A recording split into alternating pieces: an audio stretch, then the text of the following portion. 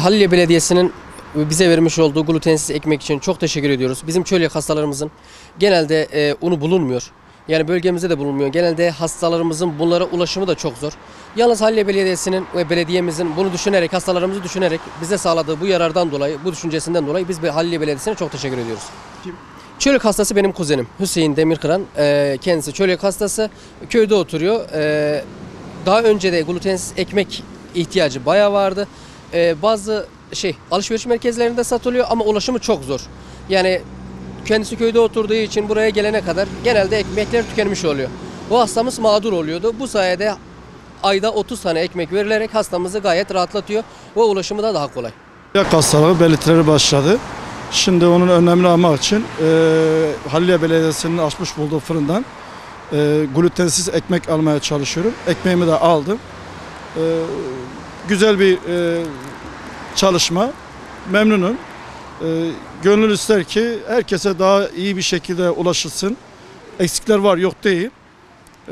Biz istiyoruz ki gelen hastalar burada beklemesin, sıkıntı yaşamasın. Biraz sıkıntı var ama çok güzel bir çalışma. Teşekkür ediyorum burada bu çalışmayı yapan Sayın Belediye Başkanımız Feyzi Demirkol'a. Gönül ister ki diğer belediyeler de yapsın. Diğer ilçelerdeki kişiler buraya gelmesinler. Çünkü sonuçta hasta yakınlarının ulaşım sorunları da var. Ben aracım var, gelebiliyorum ama aracı olmayanlar var. Zaten ihtiyacı olmayan kişiler giderler. İnternet üzerinden satın alırlar. Efendime söyleyeyim, market isimlerini vermiyorum. Bazı marketlere satılıyor. Pahalı zaten. Sonuçta insanlar alım gücü olsa buraya gelmez. Anlatabildim mi? Biz sonuçta çalışan insanlarız.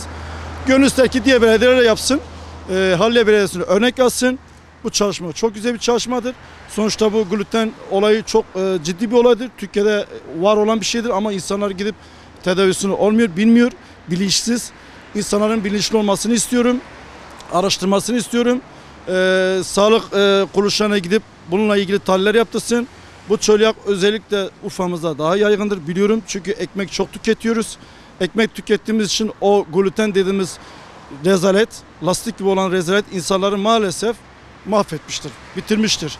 Ve sadece belediyelerimiz değil, bizi yöneten yani Cumhurbaşkanımız da dahi buna el atması lazım. Bu çünkü yani Kurtuluş Savaşı'ndan sonra olan bir şeydir. Bunu artık araştırsınlar ya. Yani bu profesörlerimiz, efendim söyleyeyim uzmanlarımız, bilim kişilerimiz ne yapıyor? Araştırsınlar. Sorun ne? Yemememiz gerekiyorsa yemeyelim. Şişkinlik yapıyor bende. Tamam mı? Hazımsızlık yapıyor. Bir de bunun sonucu nedir? Ben bu glutenli yiyeceği, ekmeği yediğim zaman ileride bana kanser olacak. Bugün bu ülkenin kanser vakasını atması demek ne demek yani? Yani savaşa girmek demektir ya, başka bir şey değil ki. İnsanın sağlığı olmazsa bu ülke nasıl diri bir şekilde ayakta duracak? Sorun bu yani. Gönül ister ki sadece belediyelerimiz değil. Tamam, Feyzi Başkan çok büyük bir olay yapmış. Teşekkür ediyorum. Mükemmel bir şey. Allah ondan razı olsun. Ama diğer belediyelerimiz ve artı bizim Ankara'da bizi yönetenler bunun üstüne durması lazım. Sadece Feyzi Başkan bunu başaramaz. Zordur. Bu yönden özellikle Cumhurbaşkanımızın bunun üstüne durmasını istiyorum.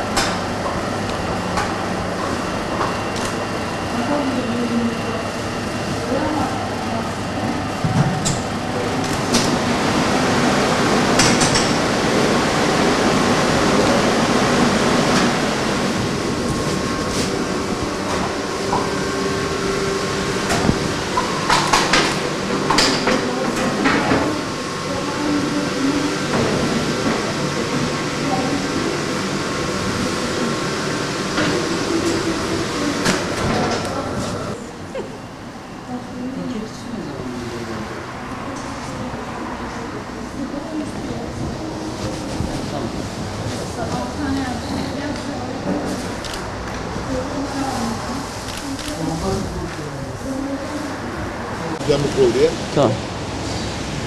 Ben 2 yıldır çölyak hastasıyım. Şanlıurfa'ya bu yıl geldim. İlk defa böyle bir hizmet olduğunu öğrenince çok sevindim. Çünkü çölyak hastalarının ekmek bulmada ve glutensiz ürünler bulmada ne kadar zorluk çektiğini biliyoruz. Özellikle yaşayan bilir. Bunun için Şanlıurfa Büyükşehir Belediyesi'ne ve Halliye Belediye Başkanı Fevzi Demirkol'a çok teşekkür ediyorum. Bu tür hizmetlerin diğer illerde de yaygınlaşmasını istiyorum. Çünkü biliyorsunuz yani çölyak hastaları gerek fiyatlardan dolayı gerekse dağıtım hizmetinden dolayı glutensiz ürünlere bir türlü erişemiyorlar. Yani çok sıkıntı, güçlük çekiyorlar. Böyle bir hizmetin olması hastaların glutensiz beslenmesi açısından oldukça faydalı. Çok teşekkür ediyorum bu hizmetten. Gerçekten bu iyi bir şeydir. Yani bunun çoluk çocuğun bu hastalıktan ancak o insanlar bizi anlar. Şimdi gerçekten yani bu bir nimettir. Saygılarımı sunarım ve teşekkürlerimi sunuyorum. Desteklemekten dolayı siyaseti de boş ver bir kenara bırakalım. Hasta olan benim çocuğum. 2 yıldır teşhis konulmuş. Tabii ki geç teşhis konuldu.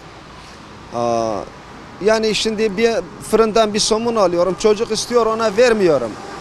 Onu ancak onu bir baba anlar. Onu ancak onu bir baba anlar ki der ki niye çocuğa somun vermiyorsun?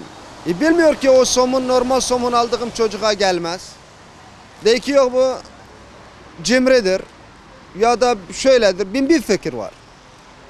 Ya ama ancak bunun acısını çeken anlar bunu abiciğim.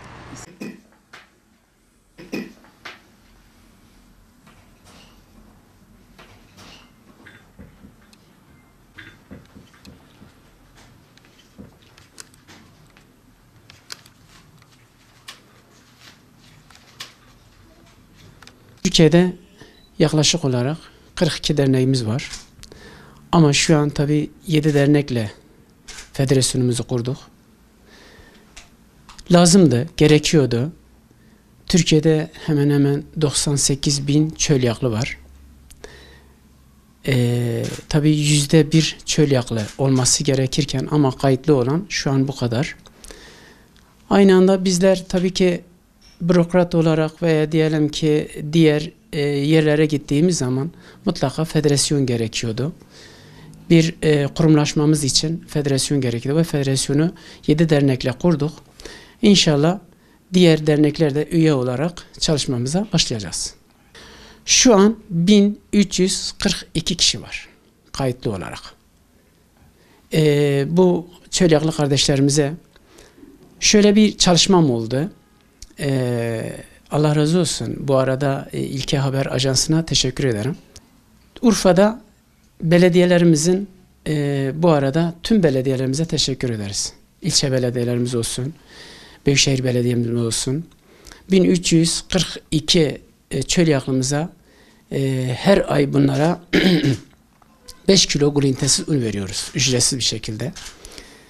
Tüm belediyelerimiz hemen hemen kendi bünyesindeki çölyaklılara, örneğin diyelim ki Halilye Belediyesi'nde 357 kişi var. Bunlar 15 çeşit olmak şartıyla paket yapıp ücretsiz bir şekilde dağıtılıyor.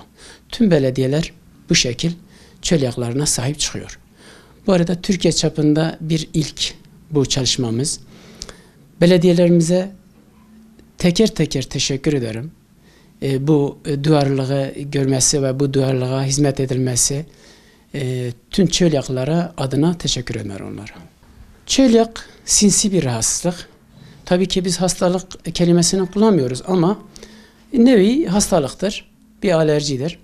İnce bağırsağın föğlerine düzleşmesi, tırtırlıdır. Bunlar düz olmuş. İnce bağırsağın glutene karşı alerji hassasiyetleri var. Bunlar buğday, arpa, çavdar, yulaf bu malzemeleri kullanmazlar. Bunları kullandığı zaman ne olur? Bunlar karın şişliği olur, hemoglobin eksikliği olur, kronik ishal ve kronik kabız olur. Bunlarda zayıflık ve şişmanlık olabilir. Bunların glutene karşı alerji olduğu için diyelim ki sonsuza neber, sonsuza gittiği zaman ve diyetini yapmadığı zaman ince bağırsak kanserine yolu gider. Bu arada tabii ki çölyakların bilinçlendirmesi için el broşürümüzü ilk başlattırdık. İnsanlara dağıttık ki çölyak hakkındaki bilgileri bilmeleri için. Artı Hacettepe Gastroenteroloji bölümünde profesörümüz bize yardımcı oldu. Kitabımızı baskısını verdik. Büyükşehir Belediye bize 5000 tane baskı verdi. Bu arada teşekkür ederiz onlara.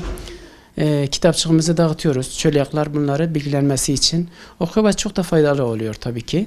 Bazı insanlar çölyak ne olduğunu bilmiyorlar. Bunu okuduğu zaman neye dikkatli ve neye takip ettiği zaman diyetini güzel bir şekilde takip ediyorlar. Evet, gluten ne demektir? Gluten buğdayın içindeki sakızımsı madde. Yani diyelim ki örneğin bunu hepimiz yapmışız. Buğdayı çiğnediği zaman içinde bir sakız çıkar. O sakız elastik bir şekilde naylona benzer. O mideyi hazmedemez. O glutendir. Çölyaklar için bu zehir demektir. Özellikle AVM'lerde ve marketlerde. Bu tabii bizim meclisteki komisyondaki geçen o madde de geçti. Tahminime göre Allahu alem 17. ve 18. maddesinde geçiyor. AVM'lerdeki raflardaki gluten mecburi olması lazım. Bunlarda paketlerin ve poşetlerin üzerinde gluten free ve glutensiz malzeme yazılması şart. Ama çölyaklı kardeşlerimiz eğer bu poşetlerde bu marketlerdeki bu poşetlerin üzerinde eğer glutensiz yazmıyorsa kesinlikle kullanmasınlar. Bunların üzerinde mutlaka yazılması lazım. İlk başta tabii ki nerede çölyağa bulaştık? Benim branşım muhasebeciyim. Bundan 15 yıl önce çocuğum elimizde gidiyordu. Tabii Urfa'daki çok çocuk doktorlarına dolaştık. Hastanede yattık. Çölyak olduğunu farkına varmadılar. Özellikle tabii bunu defalarca ben medyada yayınladım ve medyada anlattım. Özellikle en sonunda o zaman tabii 15 yıl önce Urfa'da gastroloji doktorumuz yoktu. Çocuk gastroloji özellikle. Bize en sonunda bir doktorumuz dedi ki çölyakta şüpheleniyoruz. Tabii ki o zaman biz dedik ki hanımla beraber çölyak nedir acaba?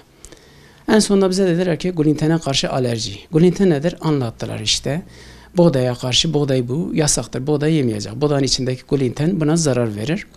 Bizi Ankara'ya sevk ettiler. Ankara Hacettepe'ye gittik. Ankara'da Hacettepe'deki bir 10 gün orada kaldık. Çocuğumuzun hemogramı 3.7'ye düşmüştü. Tabii ki doktorlar da bu arada bayağı şok olmuştu ki neden bu çocuk bu halde ve neden çölyak tanısı konulmamıştı. Orada konuldu tanısı çölyak olduğunu. İnan ki bir 10 gün içinde çocuğun hemogramı biz diyetimize başladık. Diyetimize dikkat ettik. Hemogramı gün gün fazlalaşıyordu ve yükseliyordu. Çölyak tanısı koydular. Mide endoskopisini yaptılar. Mide endoskopisinden bunu tabii çölyak ilerlemişti. İlerlediği için biz diyetini sağlam tuttuk ve en azından 4 yıl Hacettepe'ye gittik geldik.